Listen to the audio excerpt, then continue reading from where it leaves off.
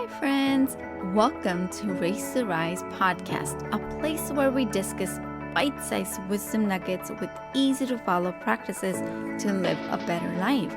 I am your host, Mital Patel, a parenting junkie, Ayurveda enthusiast, and an advocate of conscious living.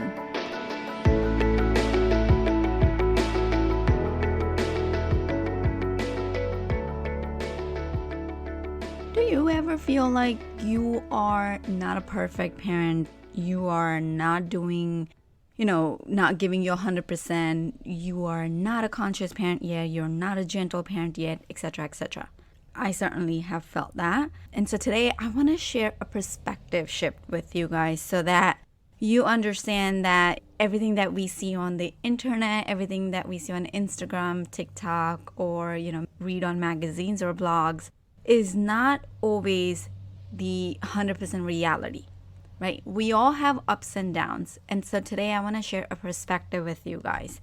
Did you know that there's a research done that if you want to master something, if you want to achieve a world-class mastery of anything, it demands about 10,000 hours of practice? Yes, you heard that. It requires about 10,000 hours of practice.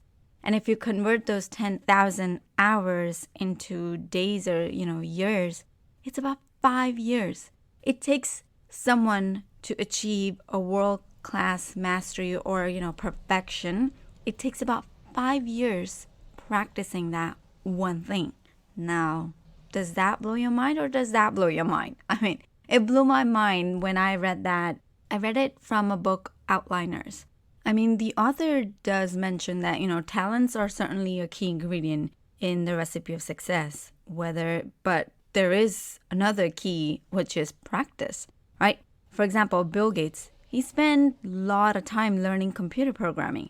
There is this, Beatles, who spent a lot of time on stage. And so though they were also extraordinarily talented individuals, it was extensive practice that made them truly world-class, that made them successful. So to achieve any mastery, because I always say that I want to achieve, mastery in connection. And so to achieve any world-class mastery at anything, studies show that we need to spend a critical minimal, which is about around 10,000 hours of the time practicing.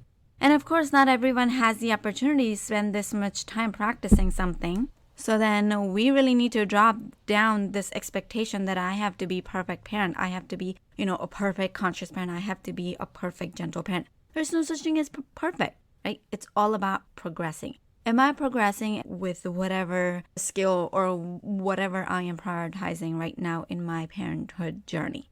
So that's what's important. It's about focusing on the progress. So I really wanted to share this perspective because it blew my mind, certainly took off a lot of pressure from, that I have to be perfect all the time. No, I don't have to be perfect all the time. And there's no such thing as perfection.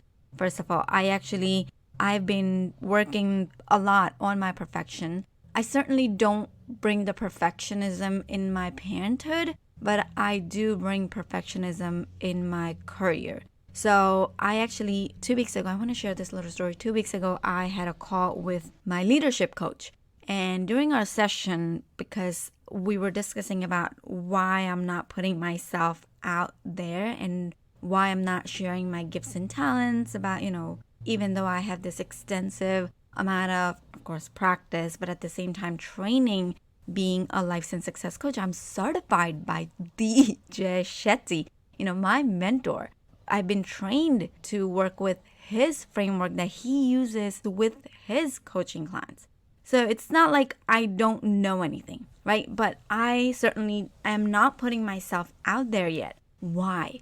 And so during my conversation with the leadership coach that I had, we were digging through and, we were exploring why I don't do it. And he was keep on asking me these powerful questions. And there was something inside of me that I just couldn't bring it out. But it was nothing but a perspective shift that I need. It was nothing but a perspective shift that I needed to have. So he asked me a question. He's like, Mital, how long you been working as, quality control manager here at your current 9-to-5 job? And I said, this is my 7th year. So he's like, how do you make decisions now? And I said, oh, I'm very bold when I make decisions. If I want something to be done, I want that thing to be done. And not forcefully, but I'm a people person. I work with people, I get stuff done. And at the same time, I make sure that there is a connection and then there is a growth involved. And so he asked me, so what's the difference between the Mittal now and Mittal 6 years ago at the same spot? And I said, oh, there's a huge difference. You're kidding me? 6 years ago, I only did what I was told.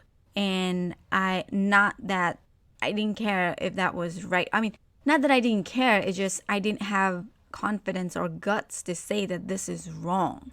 And now I am not going to take anything. I represent a quality and I have a responsibility of, making sure that we're producing quality products and consumers are getting the quality in the product that they are buying, right? So 6 years ago, certainly I didn't have those guts. And if they said, okay, this material gets used, this material gets used. I did not have a say yes or no. I didn't have confidence to, put my opinion out there.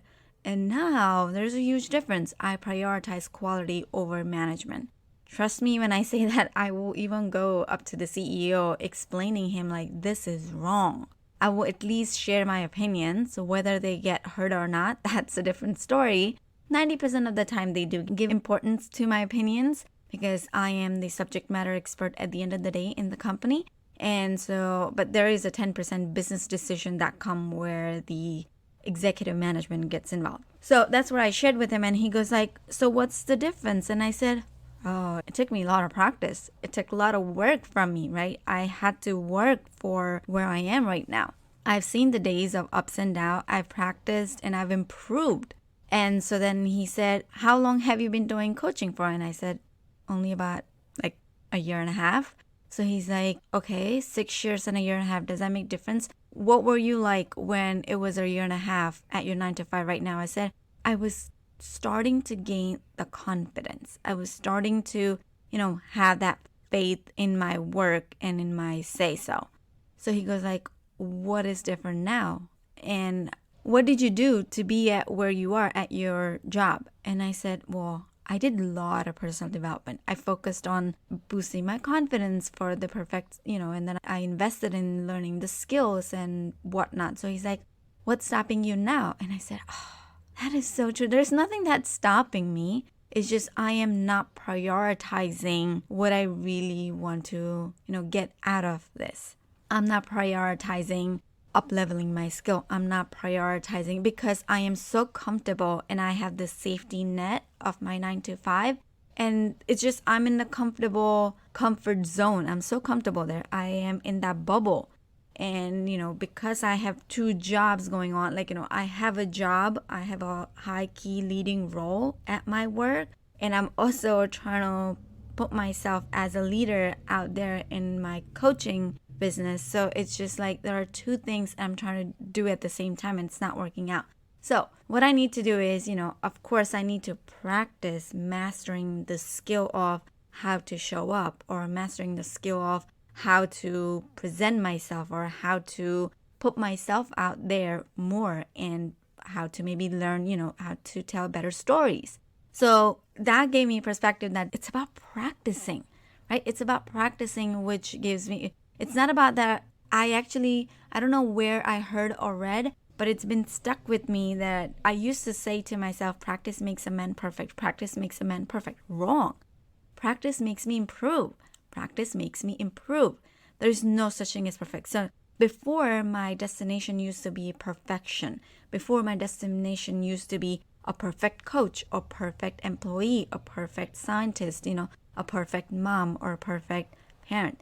Now, I focus on the journey. I focus on the improvement. Am I better than what I used to be yesterday? Yes? Move on. It's about me versus yesterday me, right? Today's me versus yesterday's me. So, as a parent, it is so important for us to model this for our kids because oftentimes when they see us comparing ourselves with others or when they see us sabotaging ourselves, they get the energy. Forget about what we're teaching. Forget about what we're saying. there's this energy exchange that we really need to work on. If I am sabotaging myself all the time, if I am, saying myself like I'm not good at it, this and that, maybe I'm not sharing that with my kids, but they can sense my energy. And I have actually witnessed where my kids have noticed me and they say like, are you okay? Like, are you putting pressure on yourself? Like my almost 12-year-old, who I call him like he's such an angel. He's my teacher. Both of my kids are my teachers. They are like teaching me. So my older one is about giving me a perspective shift. And, like he's a soft nudger, where my little one is about challenging. He will challenge me what I'm learning. It's like my older one teaches me and my little one takes my exams, if I can say so. So I always take my kids as my greatest teachers in our life. And so I really want you guys to have, parents to have this perspective that there is this energy exchange that our kids can sense. So we're going to have to buckle up and take this shift as that everything that I do needs practice. If I want to master a skill, I'm going to have to invest about 10,000 minded. I didn't say spend. I almost said spend 10,000 hours. No, we really need to invest about 10,000 hours if we want to master a skill. So 5 years. And of course, now you might have this thought that, oh my gosh, it's too late now.